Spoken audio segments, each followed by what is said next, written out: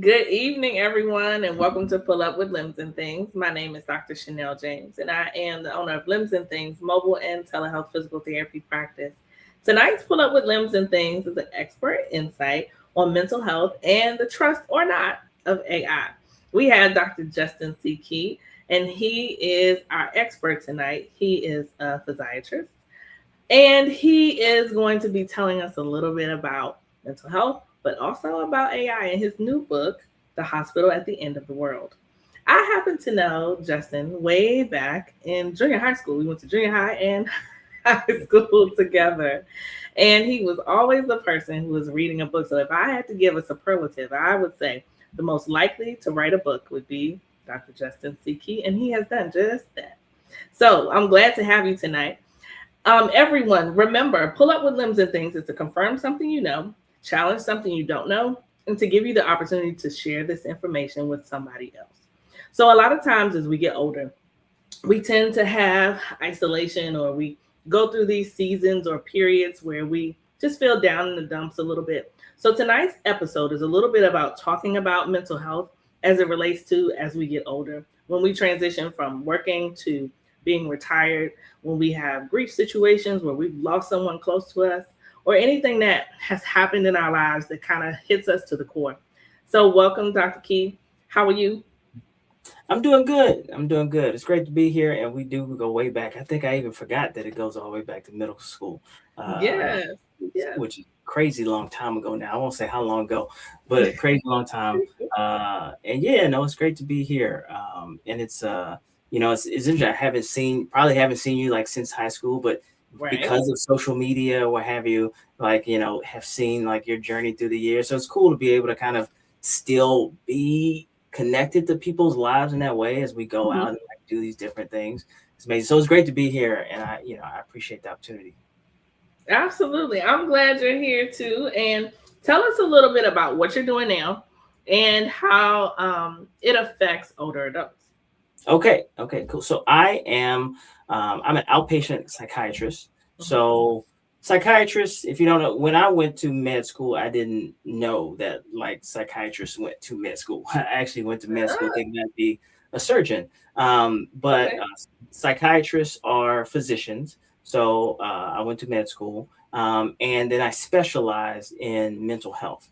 So as a psychiatrist, I worked with more moderate to severe, I think, mental health struggles, things that usually to the point where they might need medication, but not Mhm. always. Like I also assess that, and that doesn't mean if you come and see me that you're immediately going to be put on medication, but it's one of the tools that I have. And usually if somebody makes it around to seeing me, then they're at the point where they may very well need medication. So as an outpatient psychiatrist, I see people in my office in an outpatient setting. I either see people virtually, like this, or I see them in person. It's about 50-50. It's interesting, like since I did residency, the second half of residency was right around COVID. So all of a sudden I went from being, in person everything to having like a telehealth psychiatry practice from my bedroom, right? So it's interesting that like all of a sudden, it changed. That was just a different dynamic. And so now it's half and half, right? Um, Mhm. and insurance based. So we take a lot of different insurances, which is great and has been very rewarding, because being an MD or a doctor, like I can be expensive, and it can be, people may have like difficulty finding like quality care. But we've been able to build something where we have like, longer visits. We're able to follow people as what they need, how often, and it's been very rewarding. So I'm a general psychiatrist, so I see all types of adults. I see from, I think my youngest patient is 18. I think my oldest patient maybe like 88. I'm trying to think now. Okay. And I see people for a wide range of, psychiatric issues. It can be from, major depression, like somebody who's been dealing on and off with depression their whole life, to somebody who has never really experienced or been diagnosed with depression, and then it hits when they're 65. Same thing for anxiety disorders. There are sometimes more serious things, like sometimes depression can manifest with psychosis or like a disconnect with reality. And I'll actually touch on how I think that applies to older individuals, particularly. And then there's also ADHD, there's trauma, there's OCD, addiction. I deal with addiction a lot. And also, I do a lot of therapy. It's more on the rarer side that psychiatrists will do psychotherapy, but at a certain time, like half my hours of practice was doing psychotherapy. And for a majority of those patients, I would manage their medications and also be their therapist. But I do also have a number of patients where they're not on medications. They just know me as their therapist. In terms of older individuals that come, so there's a few different things. I think one of the things that comes to mind is somebody who's never really interacted with mental health professionals, and then they find themselves Yep. in this new, potentially scary, like, what's going on, right? And when somebody comes to me like that, I have to think of a lot of different aspects, right? Like, is there something medically going on? And usually, as being an outpatient psychiatrist, I'm not usually like the first step. Usually, somebody has been seeing their primary care doctor. They may have already gone and gotten labs and workup to just make sure that there isn't medically something going on. Because a lot Yeah. of times, different medical issues can mirror like some of the symptoms of depression. And then they may come to me for various issues. It may be heightened anxiety, like now they just find that their worry or anxiety is limiting them much more than before. Like they're not able to sleep because of their worry. They may worry about finances, or they might worry about family or their health. Or they're having panic attacks and they've never had it before. Or it could be something where they find themselves in a new depression, but not able really to identify it as depression, right? They have entered this new state of their lives, for example, with retirement, but they're finding that they're lower energy, and it's hard to get out of the bed in the morning. They're finding that the things that they were hoping that they would be doing with their time, they're not finding the motivation for. And then they find themselves like losing hope for the future, losing interest in activities or joy in activities. So that could be the reason that someone comes to me. And then every once in a while, I'll see where somebody comes, and family members may usually bring them, and they actually may be on the edge of psychosis. And so, how I've seen it manifest, for example, is to be honest, a lot of what I've seen has been financial worries in older adults, like after retirement. Like they'll family will bring them in and say that my dad is convinced that he's financially ruined the family when we're really good. And that's it gets to the point of not worry and not anxiety and psychosis when there's this belief that is disconnected by reality and can't be assuaged by like information.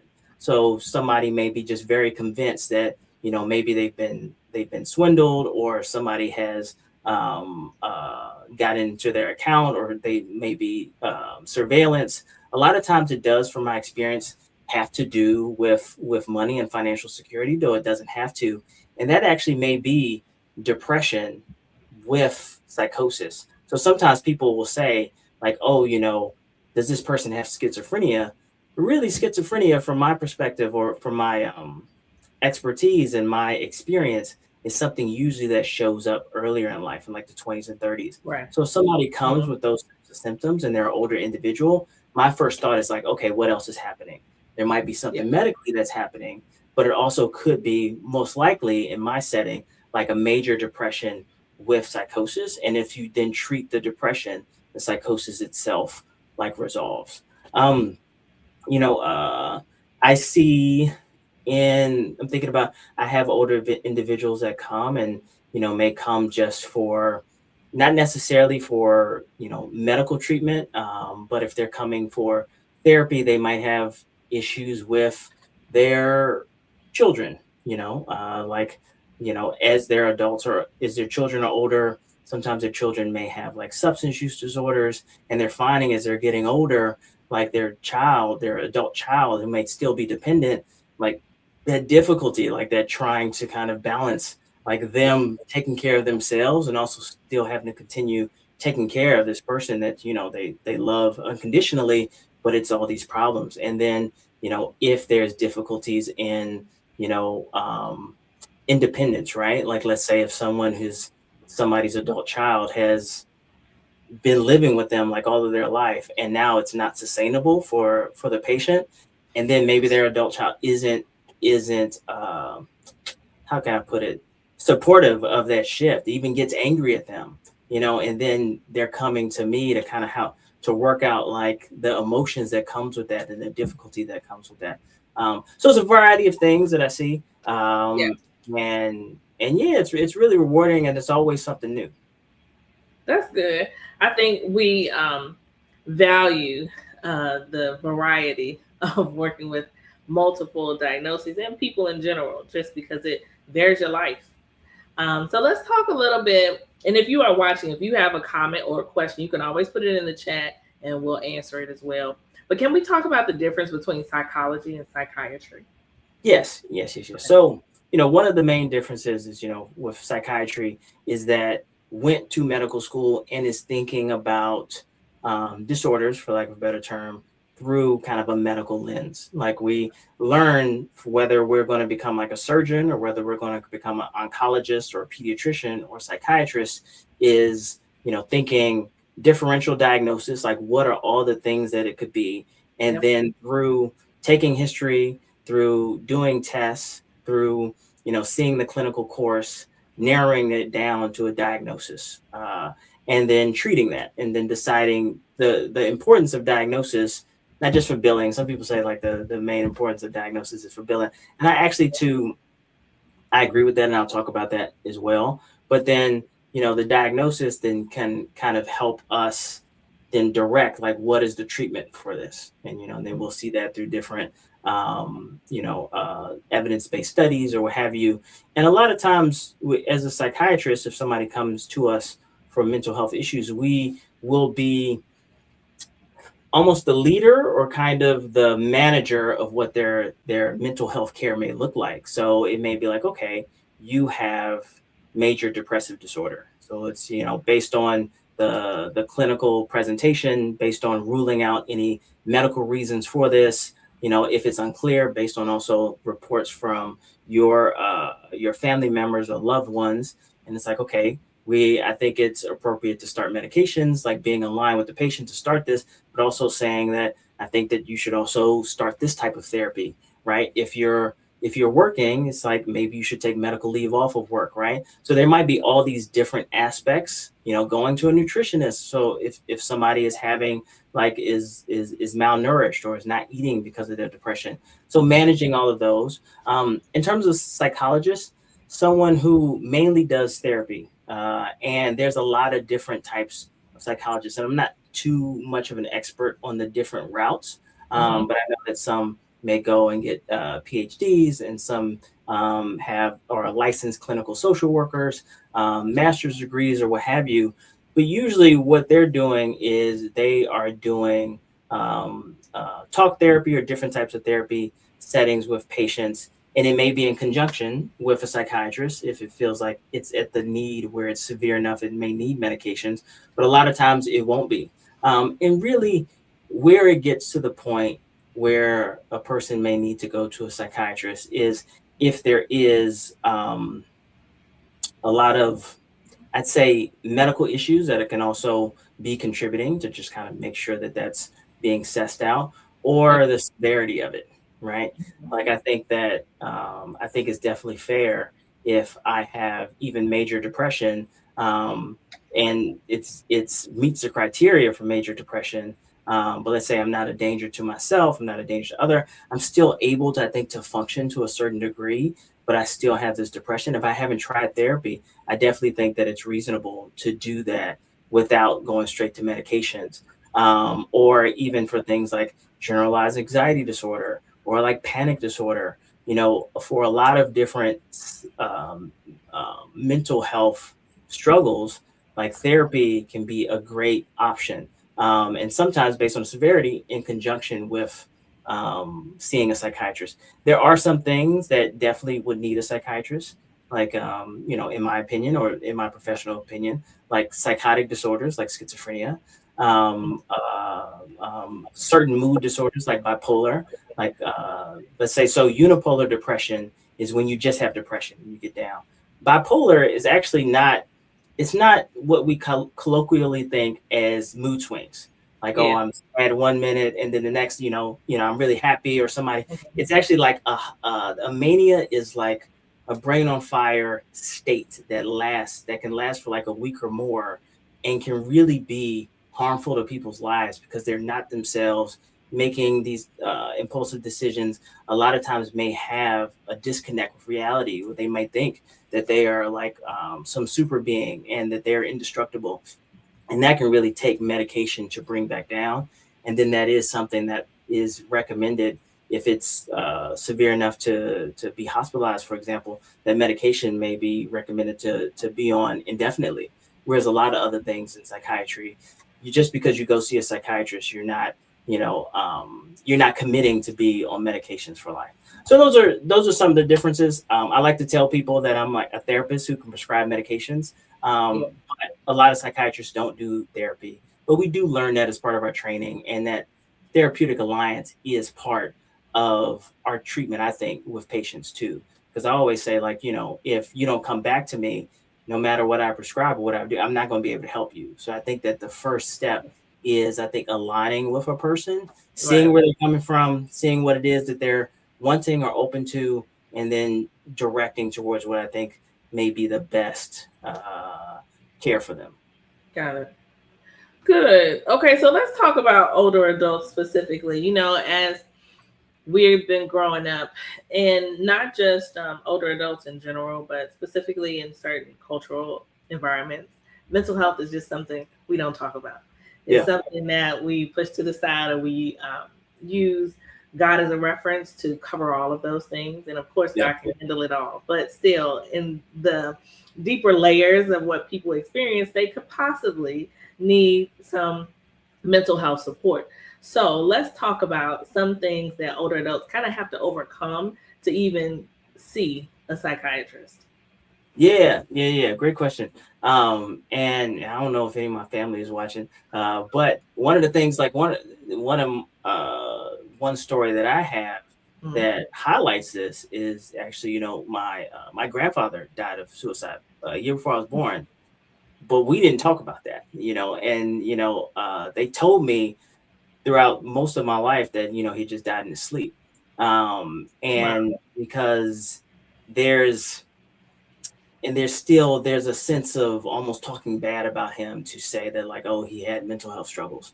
Hmm. Even still, then I think there are people in my family that it's like, he wasn't depressed just because he, like, died of suicide. But I think that there is this stigma, I think, to get over. Yeah. um there's this idea that there's something wrong with me. There's this idea that I'm not strong enough. So if I'm going to see somebody, I think that there might be internalized other voices in people's heads of, Hmm. like, you just need to kind of pull it together, and like you said, or you just need to, like, pray about it. Hmm. But it's a medical field, right? If somebody has, like, diabetes, and if they were at their church or talking to their pastor and saying, like, hey, I don't need to go to the doctor. I don't need to be on medication. I don't need to take insulin. God's got it. The pastor, I would hope, would be like, well, God made the minds that created the insulin, so you can, I've Hmm. made this world where that help is available.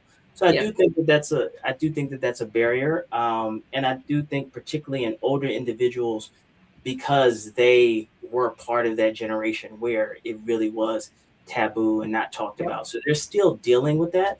Hmm. In terms of, like, the issues that come up, I think that people, from my experience, there are certain things that they've dealt with, or bottled up, or just had to almost white knuckle it throughout their lives. And it can be a variety of different things. It can be like, it could be childhood trauma. It could be, abusive relationship. It could be anxiety, or even, like, on and off clinical depression. right? Yeah. And they've through that it's manifested in different ways, and sometimes it can manifest in like interpersonal relationships, like so family drama, or always feeling that you're at odds with the people in your life, always feeling that people are talking bad about you or abandoning you, right? Like Mhm. that could be something that can be ingrained in you from childhood to learn. And one of the things about it is that I think sometimes when people hear something like this, they may take it as saying, oh, you're saying that it's all on me or it's all in my head. And no, one of the things with that is that, your experiences are meeting what's being put out there in the world, right? So for Mhm. example, if, you know, if I like cut off a driverless car, I may be in the wrong. That driverless car has no emotional reaction to me, even though I'm done wrong, right? Because it's a robot. So Mhm. for there to be a reaction or there to be an interpretation, it has to interact with us as people and our own experiences. So somebody in your family can do wrong by you, but how you take it and how you go forward can touch into like maybe some childhood traumas you've had or even adult traumas that you've had or just a lifetime of internalizing like that, oh, people are handling this way because they think they don't care about me, right? Or they think less of me, right? And so then that can lead to, I think, more issues as people get older and more isolation, as adults get older. I remember my grandma used to always be going to a funeral, like every weekend. Every week, right? So Yeah. anybody, even without even if somebody has lived like the what is a perfect life, but the happiest life, right? That's going to be difficult for people, right? Like to have like the people that they grew up with, they love, they look up to, or what have you, like slowly like whittle away. I have a patient that I've been seeing him for therapy for about 4 years now, and I think they're 78. And not on any medication, I just do talk therapy with them. And at one point, I think three of their friends, close friends, had pancreatic cancer, Mhm. right? And so there's this dealing with this dichotomy of like wanting to continue on and living life and making the most of it, and grieving like the people that are gone and are going, and also this fear of one's own like mortality, right? And I think that just because someone seeks what treatment, right, or like therapy or counseling or what have you, doesn't mean that there's something wrong. It just is, it's recognizing that life can be a lot. Mhm. And a lot of times just being heard and being able to kind of like express oneself in a safe setting like therapy, which it should be. I mean, not all therapists are created equal. I think can be very beneficial. So yeah, so it's a lot to get over with. One thing I'll say in terms of like seeing a psychiatrist that I see is a lot of times there's a fear of being on medications, right? Which I Yeah. definitely understand. You know, um, Because the older adult will tell you, I'm already on all of these yeah, medications. I don't need exactly. Exactly. I don't want another one. I don't another want it. Like, let's talk about like if somebody's, coming for antidepressant. I don't want it to change me. I don't want it to be one. something that I'm going to take for the rest of my life. Yep. I've heard that it's going to, make me numb, and I don't want to be like a different person. And so I've heard all of that, and so my thoughts are this: that you don't have to take these medications are medications that you need to be on for life, right? Like it's recommended, let's say if somebody's coming to me for depression, right? And let's say they have depression severe enough that diagnosis depressive disorder, depressive episode, and we agree that it probably should that it warrants medication. Hmm. If somebody is like, when's the earliest I can get off of this? The recommendation is 6 months after resolution of symptoms. So 6 months after you're better, then we wean off of it and go off of it.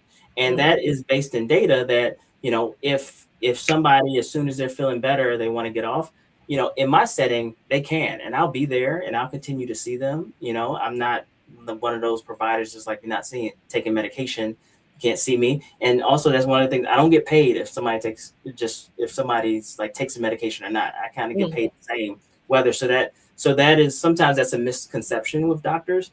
Sure. So it really gives me like the freedom. So if they stop it right then they have a 30% chance of a recurrence of the depressive episode. And the more depressive episodes someone has, the higher chance they have of having more in the future. So it's just recommended to just to be the safest that, okay, 6 months after the resolution of symptoms, wean off and go off. Sometimes patients do decide to stay on for various reasons. Life will be lifing for different reasons. It's like, oh, this was very helpful to me. I definitely want to get off of this over time, but this new thing happened. Mhm. This new stress has come up, and I want to kind of have that cushion right now. And then it's shared decision making at that point. And then the medications really are safe long term. The side effects that they may have, and I'll talk about patients with that, are usually discomforts that are either temporary or not dangerous, but it's something to talk about if somebody feels it's worth it to continue taking, as opposed to, like, if somebody is on a medication for 10 years, it's not like they're one, they still could be able to get off of it. We might just have to get off of it slower, and there aren't like permanent changes. And then one thing, somebody was like, oh, I don't want to be different. And I think about it, this is how I tell people, I think that medications, I think of it as a tool to help people get to the place where they can engage with other things in their life so that they can have prolonged betterness, right? So if somebody's really crippled by anxiety or depression, where they're not able to eat right or to sleep right or to socialize with their family, to have that connection, um, not able to exercise, like, I think that the antidepressant, the goal would be not to change you, but it's to lighten those symptoms of like low energy, poor appetite, feelings of hopelessness, Mhm. sometimes feelings of such hopelessness that people have suicidal thoughts, not being able to find joy in activities, so that then they can engage in those things that are going to be more beneficial for them going forward. It doesn't change the person, for what I've seen. Got it. I tend to see a lot of people who are at various stages of the grief cycle. So there might be people who have lost actual loved ones. There may be people who have lost limbs. There may be people who are just grieving the loss of not doing what they used to do. And so at each point of there, I feel like I'm part talk therapist, part physical therapist. So we have to get over the mental block before we can even move further Yeah. physically. And so a lot of times when I'm talking to them, I'm wondering, am I saying the right thing? So for the physical therapist or the rehab therapist that's having to work with someone who has to overcome this mental block, what would you say to them to encourage them, because you want to make sure that they feel validated in what they're saying, but you Yeah. also want to get to the physical part. What do you think the best approach is to that?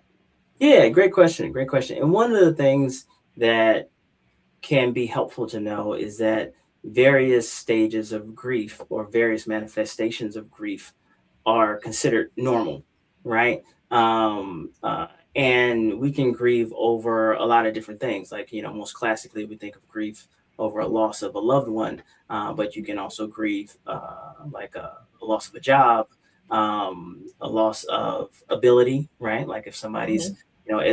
as we get older, one thing I'm thinking of, I'm working with somebody now, is like running was their thing, but now with like knee issues or what have you, it's contributing to the depression that was already there.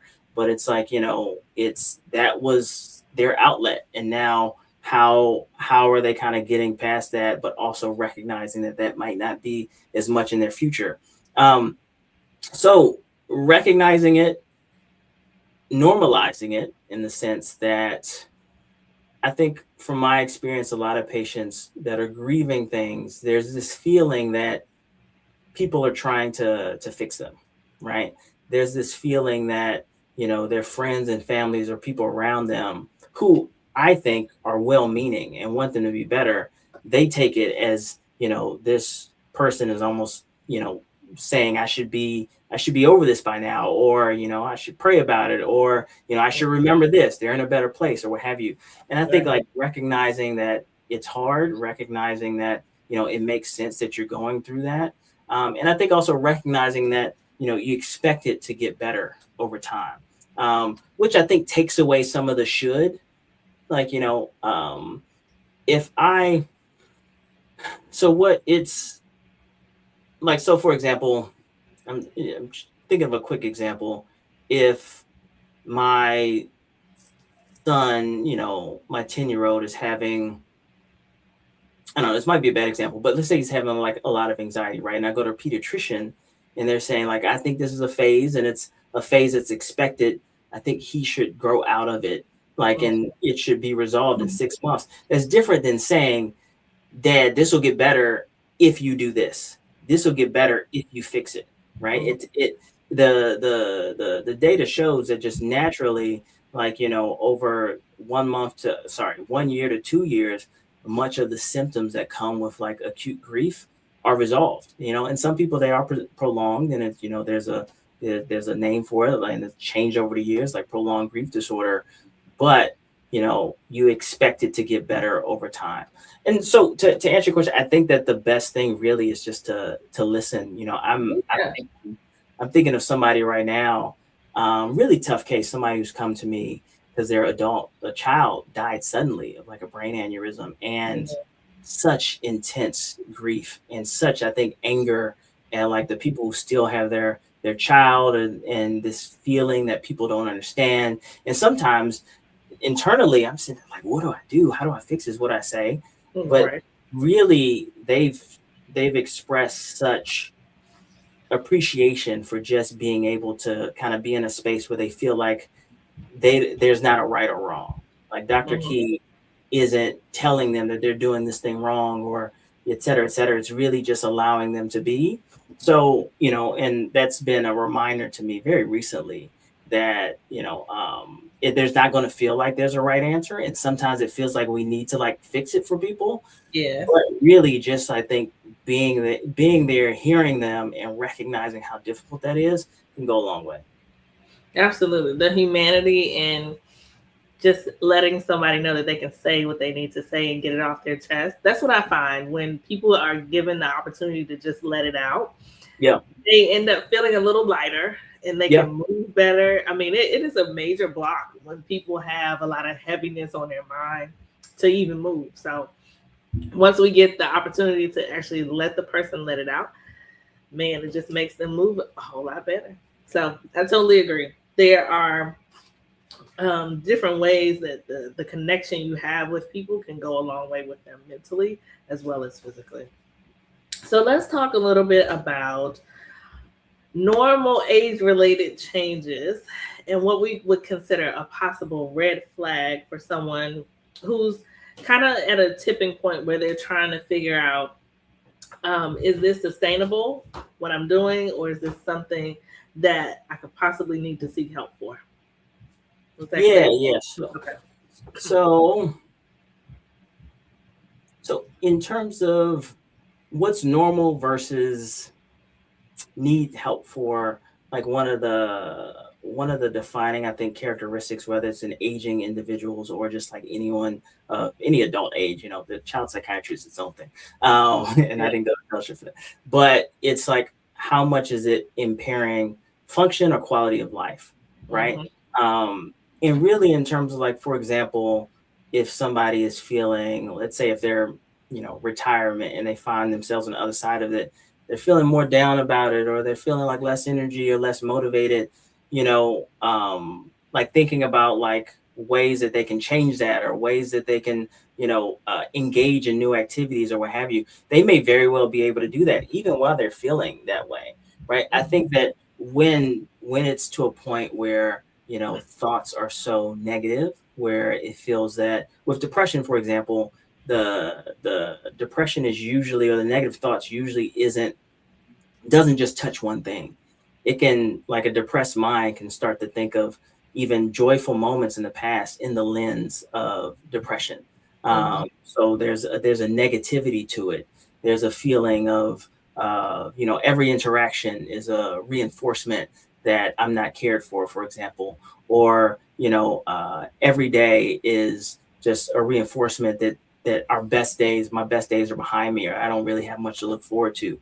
That real decrease in the ability to have joy, right? So a lot of times our mood on a normal fluctuation can be reactive, right? So let's say, for example, if I'm thinking about me, if I'm like, burnt out from work, and then I go over the weekend and, see my son's baseball game and he scores, and I, feel like the joy in that and can kind of be there for him and what have you, and feel like that difference in that moment. That's different than if I'm going there and feeling numb or feeling like I can't even connect with that, what may otherwise be a great moment in my life, like as a parent, right?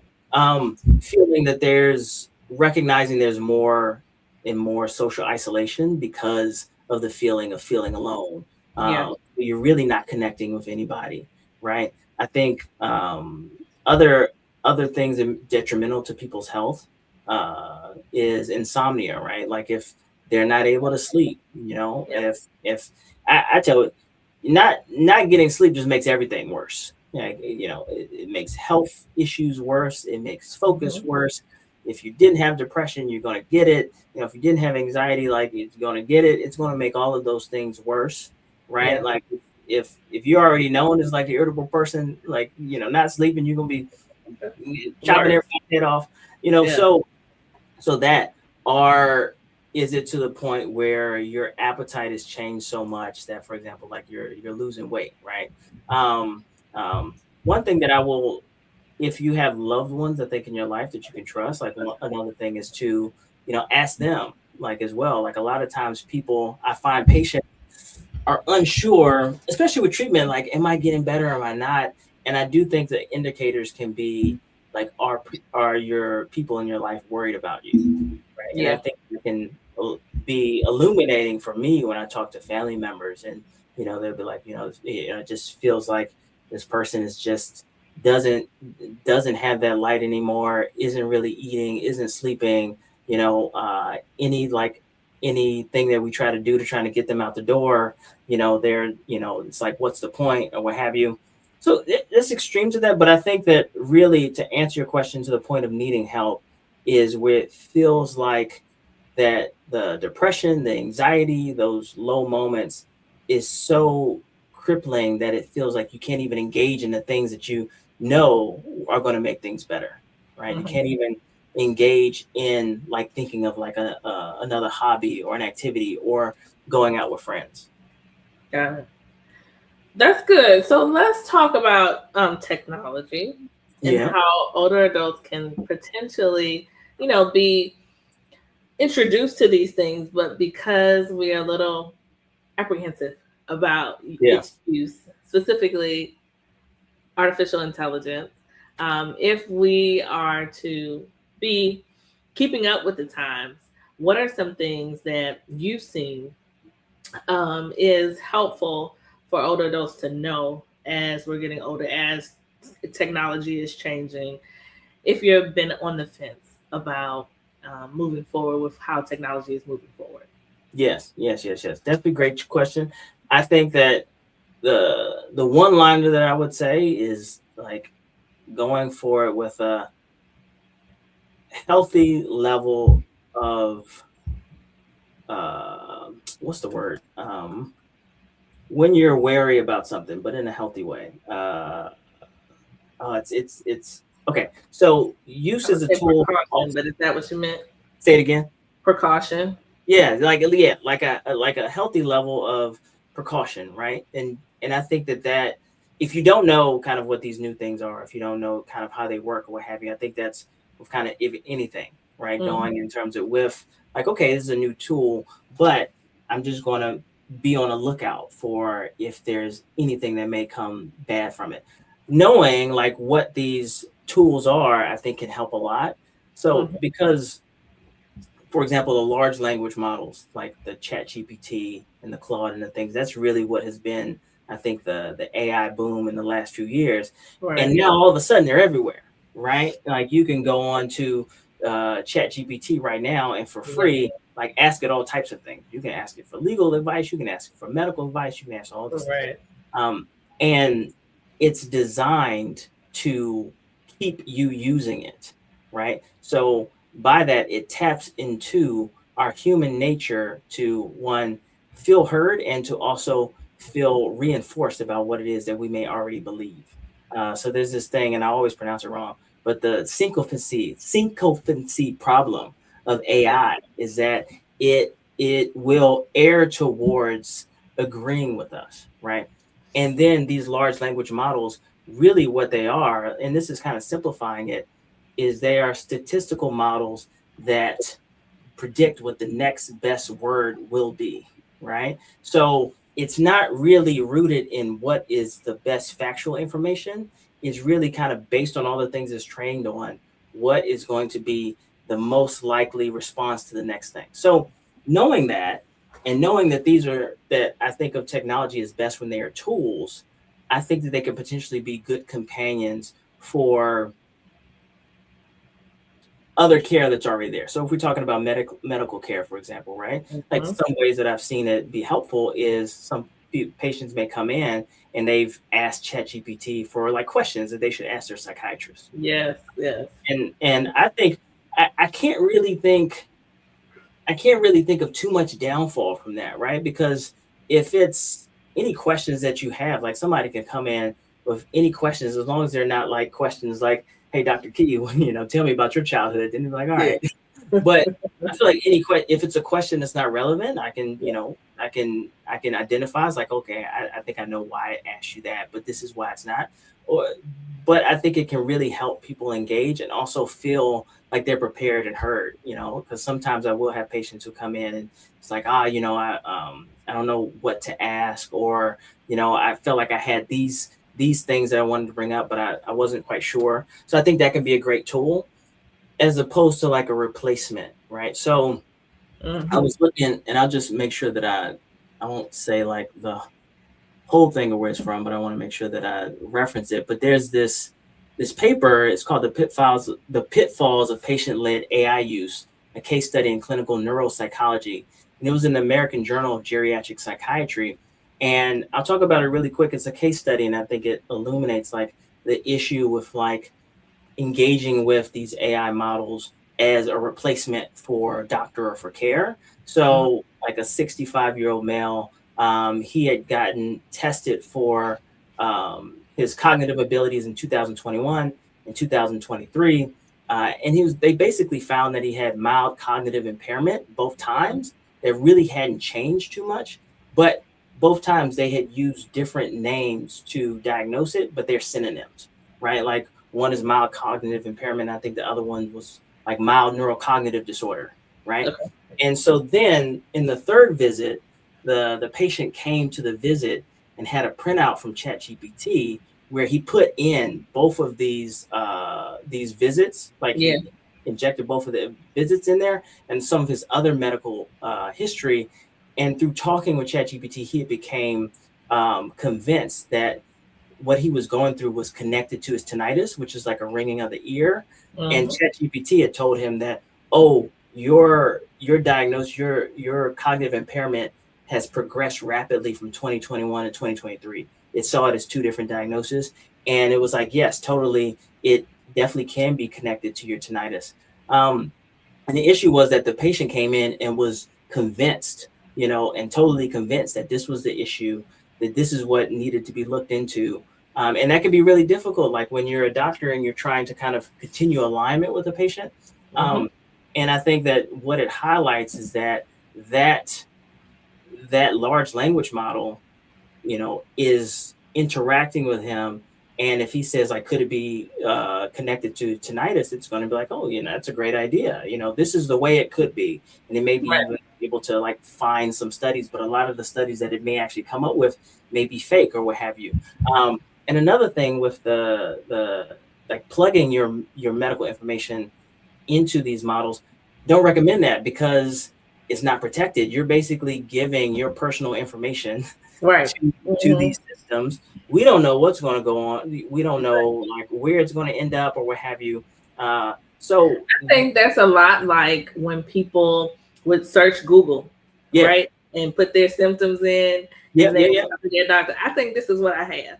And so they'll do that in physical therapy too. Where I think these are the exercises that I should do, not taking into account the specific situation that you have that this person does not have, and all of the, I guess, the humanity of being an individualized care too. Yeah. People tend to take that out of context when they are looking online and finding the information there, thinking it all applies to everybody. Yeah, yeah, exactly. I remember, it's funny how quickly this is replaced that, but I definitely remember telling patients, I was like, if you put these symptoms in to Google, it's going to convince you that you have, stage 4 cancer, right? And, Yeah. and I think that is made even more like with a chat bot where it's like, hey, what are the chances I have cancer? And then it's going to respond kind of not out of a factualness, but in terms of like, oh, let me analyze what it's asking and what is the most likely sentence to respond with that's also going to keep them talking to me. Um, One thing I think to be aware of with older individuals is knowing that older individuals are usually more susceptible or targets of scams. And Yeah. now with like AI, they're Mm-hmm. definitely becoming, they're becoming more sophisticated, using like voices of loved ones. I haven't heard too much like cases like firsthand, like either of loved ones or like patients, but just hearing how good they are at sounding like real voices or mimicking Yep. voices or what have you. Um, and at first glance, I think definitely can seem like, a person that's responding to you. And now there can be in real time where you may be talking to an AI that's able to like respond and sound like a person. So I think needs to be an awareness that that's out there and some caution there. Like if somebody, I think, is still an independent adult, like if anything ever comes up, or if like if a loved one seems like all of a sudden like they're asking for something that's out of ordinary, Right. check with other people in your family, right? Mm-hmm. Versus like, if your loved one is someone that you feel like may be susceptible to those type of things, like making sure that you're aware of it so that you can kind of like support them as it comes up, or do whatever kind of monitoring that it is that you do. So I think that's what I mean in terms of like this awareness and kind of having this almost like a healthy apprehension about it. But I Mm-hmm. do think that using it as a tool and kind of getting, because I do think that for better or for worse is here to stay. Like, and how it's going to evolve, we shall see. But you know, thinking of it, I heard this recently, like thinking of it as more like an assistant. So the type of things, for example, like I'm going to this doctor visit, what should I ask? Yeah. Or I'm afraid that my memory issues may be, something more serious. What should I ask my neurologist when I see them? Mm-hmm. Right? Like I think those types of things, right? Um, they can be, I think, used as tools as opposed to like asking it for advice, right? Or asking it to diagnose, or asking like what's the next step in my care. Because doctors, they have all this training, and part of the training isn't just those texts and those studies that's seen online, but it's like the face-to-face interactions with people, and also knowing like patients as a person. Really quick, recently, this was a younger patient, but their mom asked this question. We were talking about blood. No, oh yes, we were talking about like depressive symptoms, and the mom was asking like, oh, could it be hormone related? Maybe we should like check hormones or what have you. In the context, it definitely could be, but it would be indicative of something I think much more serious, as someone who's like a 22-year-old guy who's already kind of gotten medical workup before seeing me, where there's much more likely explanations for what's going on here. Whereas if you do just kind of plug that into like a chat GPT or Google, and it's like, can hormones cause depression? It's going to be like, yes, it can. But then, having that kind of, there's a lot of different things that can cause depression.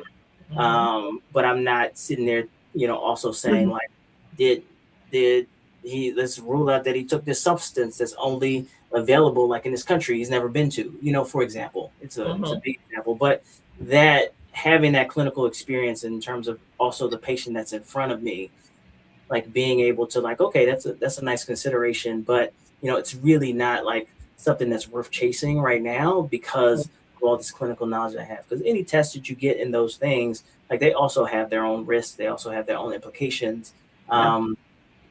Yeah, so there's definitely, I think, this nuance and this humanity that AI just isn't there enough yet, and may never be. I mean, I hope I think that it may really get close to convincing us it is. Yeah. I mean, But there are a lot of people who say that they're going to replace our jobs, but replace certain ones. yeah, Now, routine or rote type things, possibly it can be taught to do that. But there's so many more involved with physical therapy, involved with medical care as well, um, that you just don't get if you don't think of the person in the individualized state. Everybody is not the same. But tell us a little bit about your book, Hospital no, at the End of the World, and how it relates to this conversation today in mental health as well as AI. yeah. So, Hospital at the End of the World, it's my first novel. It's out from Yeah, HarperCollins. It came out a few months ago. Uh, congratulations. and Thank you. Thank you. I tell people I'm a writer who went to med school. So I've been, writing since before med school, and actually started this as a short story during my first year of med school. So I've been working on it for about 12 years. And Back then, I had the idea of AI versus medicine. So a little background about it. It's basically like imagine like 20 years in the future, like a step in the future. Like we're Mm-hmm. really just on the cusp of giving the reins of different aspects of society over to AI. This large corporation, this AI corporation, has just bought all of the medical schools in the country. Our main character grew up in New York, is like, really drank the Kool-Aid of like technology. He's for like this next wave. He's applied to all these top medical schools in the country. He gets rejected by all of them. And then his father, who's like an old school physician, is dies mysteriously, and he ends up on the run, and he flees New York, the main character, and he goes to New Orleans, where they have rejected AI like as a city. Like they've really kind of like put a ban on AI, and they have the last human-led medicine in the country, and then the last medical school that teaches human-led medicine. So that's the backdrop of it. And so Really with it, the genesis of it was me as I was entering the career, thinking about this technology that I had like intellectual fascination with, which is Yeah. rooted in my fascination with consciousness. Like back then, I thought of AI as like coming and being like this super intelligence that's almost like human brains, but being able to do it 1,000 or million times the speed. AI now is kind of taken its weird directions, like where now it's creates these videos and images that's like Yeah. we didn't have for this. But then I'm actually I like that I had the idea before it went in this direction, because there's a mix of hope and also those warnings, right? I think I continue to think, and I said it here, that I think of technology or any technology as a tool, most importantly, a tool. And in this book, what it does is it grapples with the idea of what's the importance of that human to human connection when it comes to medicine. Um, and as I've gone on and become a psychiatrist and has been a doctor for years now, as I've that has injected itself into the book. Definitely like my experience with connecting with patients. And I do think that it's very important as a mental health provider, uh, is that people feel seen and heard. I think that that's a very important aspect. Absolutely. And I can even see it in just in helping the medications or the treatments that we use. I see a lot of times like patients may come from their primary care doctor on the same medications that I would prescribe. They don't have as robust response because they may because not to say that their primary care doctor is like not like spending time with them, but they might have only spent a little bit of time on that. There's all these different things that check up with them with. It's like, oh, you screen positive for depression, or you seem Right. like depressed. Let's try this. But Mm-hmm. me, like sitting down with them for like an hour or more and hearing their story or what have you, a lot of times I hear people say like they feel better, like, just having, sat down and being able to talk or what have you. And so that's that I think that inherent human to human interaction, and I Mm-hmm. think that it touches like all different aspects of medicine. And my hope is that it comes through in this book. So it's really cool having it out there. LeVar Burton blurbed it. A bunch of other. I saw that. Congratulations. Yeah. So it's cool having it out there. Awesome. Okay, so are you working on a new book? Yes. I revised a little bit what I said before. I said I'm an author that went to med school. I'm a horror author that went to med school. So my first love is horror. I was basically a fan growing up. So right now I am working on a horror novel, and it's about psychopathy in women because I want to explore it in women. I think that it's fairly like cliche, like in men, is basically like serial killers, what have you. But how does it show up in women? And it's also a body horror. So it's basically like the the the long and the short of it is that the main character's best friend in an alternate universe had her killed, and now that main character is flipping between those two universes. So that's where the body horror comes in. It's almost like if you ever seen Death Becomes Her, Yeah. it's yeah. So it's really fun to write. And I'm hoping That to plays very well with what you used to read growing yeah up, all yeah the yeah sci-fi. So yeah. I can definitely see that. Well, I'm so glad to have had you tonight. Please tell us how we connect with you. Yeah, it was great. It was great being here. Great being here. So yes, JustinCKey.com is my website. That's most of my socials. Justin C Key on Instagram. I'm Justin Key on TikTok. Don't judge me for my TikTok. I'm just trying to see. They say post every day, so that's the stuff that works goes on my Instagram. The stuff that's top of mind goes on my TikTok. And yeah, if you connect on with me on any of the socials, I'm definitely like responsive. So yeah, and also Justin C Key. You can see other work that I've done as well.com. Awesome. Okay, so I know you're from DC, but tell us where you currently are. Oh yeah, so I'm in Los Angeles right now. So I've Okay. been here for about 8 years now. Mm-hmm. And the name of your practice out there is. Oh yes. So regeneration psychiatry. We insurance based. We take most of the insurances. We have two offices, 16 psychiatrists. Like half of us are I'm not, but half of the psychiatrists are child and adolescent trained, so they also see kids. Okay. And we're very, very, I will say we're a very diverse group. Um, I agree.